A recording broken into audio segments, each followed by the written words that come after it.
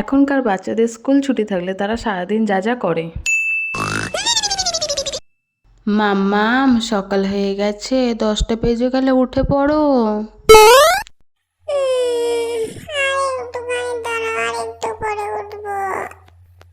না না মাম্মা, মা দেরি করলে হবে না, তোমাকে তো সকালে ব্রেকফাস্ট করতে হবে নাকি? অনেক দেরি হয়ে গেছে, এবারে কিন্তু না খেলে তোমার শরীর খারাপ হবে। তাড়াতাড়ি উঠে পড়ো, গেট আপ গেট আপ। না না বাবু, আর ঘুমোলে হবে না, উঠে পড়ো, ঠিক আছে? উঠে ব্রাশ করে আসো, আমি তোমার ব্রেকফাস্টটা রেডি করছি। 1 hour later.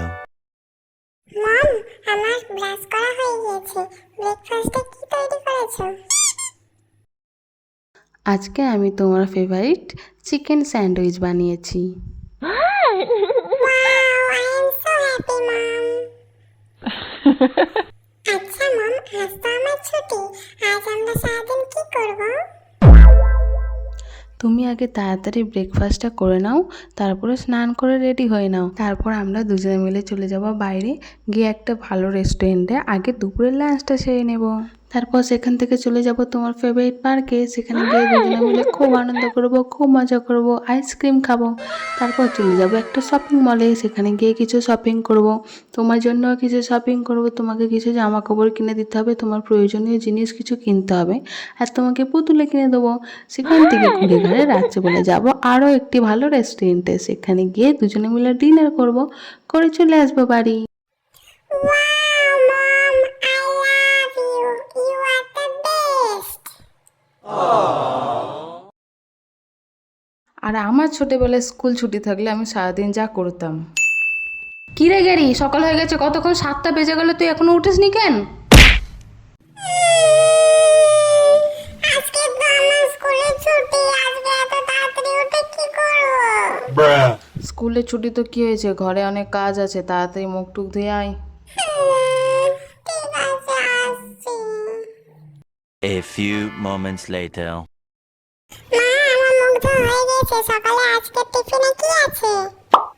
কালকেকার পান্তা ভাত আছে, ভালো টকটক হয়েছে, পেঁয়াজ আর কাঁচা লঙ্কা দিয়ে খেয়ে নে যা। কি?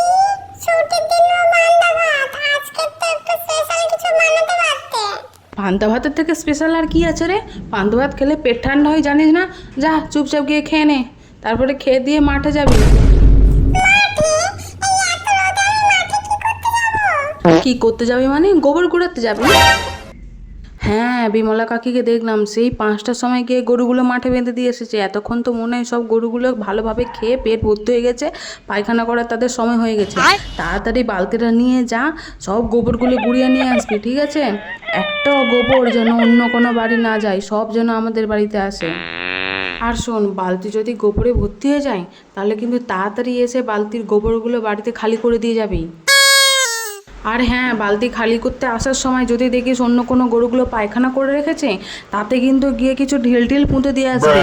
নাহলে ওই যে পাশের বাড়ির খেন্তির মা আছে না, সে কিন্তু ঝপাট করে গিয়ে ওই গোবরগুলো সব চুরি করে নেবে। যা যা, তাড়াতাড়ি যা, গোবরগুলো নিয়ে এসে চাপড়ে আবার তোকে ঘুঁটে দিতে হবে। ওইগুলো রোদে শুকনো হলে তারপর রান্না হবে। ঘরে একটাও ঘুঁটে নেই, সব শেষ হয়ে গেছে, তাড়াতাড়ি যা।